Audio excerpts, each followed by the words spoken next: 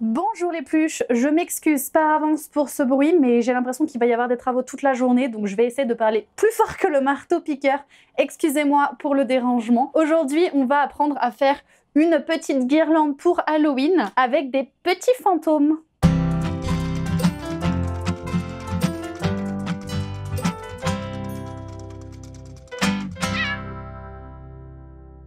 Alors pour ça, vous allez avoir besoin d'un petit modèle que l'on va dessiner ensemble. Vous allez voir, bon, le mien ressemble un peu à Pac-Man, je vous l'avoue. Vous allez avoir besoin de fils de couleur, de colle spécial tissu, de petits yeux, je les avais achetés je crois à Action, et de la feutrine, alors dans mon cas noire et blanche, vous prenez ce que vous voulez, sachant que vous pouvez le décliner en forme de chat noir, en forme de sorcière, en forme de citrouille, vraiment ce que vous voulez, de tête de mort ou autre.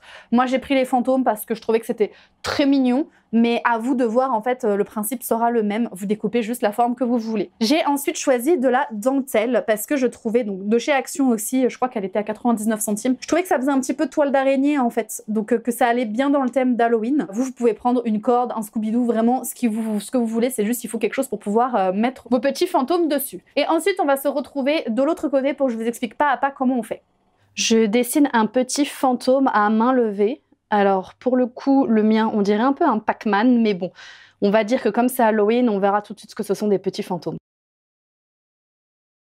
Je plie ma feuille de feutrine en deux et normalement je peux caser, vous voyez, un petit fantôme d'un côté et un petit fantôme de l'autre côté. Ça m'en fera donc 4 en noir et je vais évidemment faire la même chose avec ma partie blanche en fait. De cette façon, je vais avoir 4 petits fantômes noirs, 4 petits fantômes blancs et j'aurai déjà une bonne guirlande.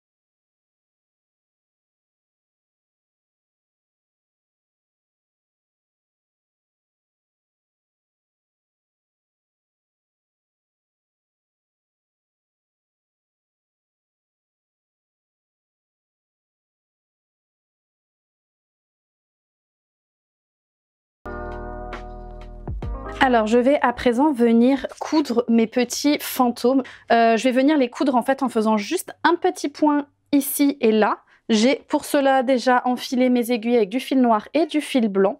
Et donc, je vais venir en fait les coudre, bon, soit sur l'envers en fait, ici. Juste un petit point pour que ça tienne bien. J'ai peur que la colle en fait, comme c'est de la dentelle, passe au travers. Donc, ça sera pas très joli. Je laisse suffisamment de marge pour le premier pour pouvoir l'accrocher. Hein. Je sais pas où est-ce que vous voudrez l'accrocher, mais en fonction, vous laissez de la marge. Et puis ensuite, vous venez coudre donc vos petits fantômes. Voilà, moi j'ai fait un noir, un blanc, un noir, un blanc, à vous de voir ce que vous voulez. Et puis comme ça, on collera les petits yeux après parce que j'ai peur que si on n'attend pas assez longtemps et qu'on vient coudre derrière, ça se décolle un peu. Et puis on va essayer de le faire plus ou moins là pour pouvoir coller les yeux par-dessus nos coutures et ainsi pouvoir les cacher. Donc voilà, donc là je m'amuse à coudre donc mes 8 petits fantômes à la main.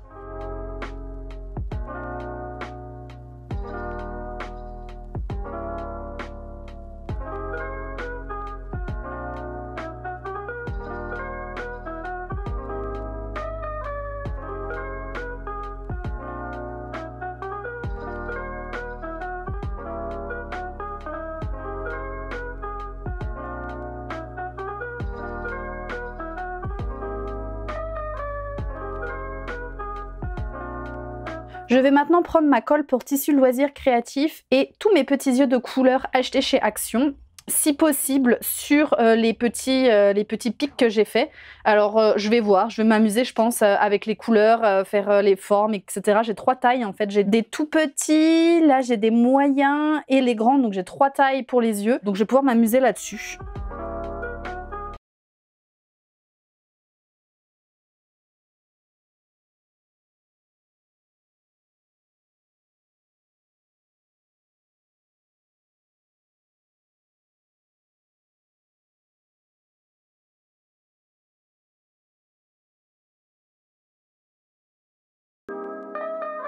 Et voilà, maintenant il n'y a plus qu'à laisser sécher. Je pense que je vais laisser sécher quelques heures parce que sur la feutrine, le temps que ça imbibe bien, dans un endroit où personne ne peut y toucher, y compris que le chat ne puisse pas marcher dessus, et on verra ensuite ce que ça donne pour la guirlande.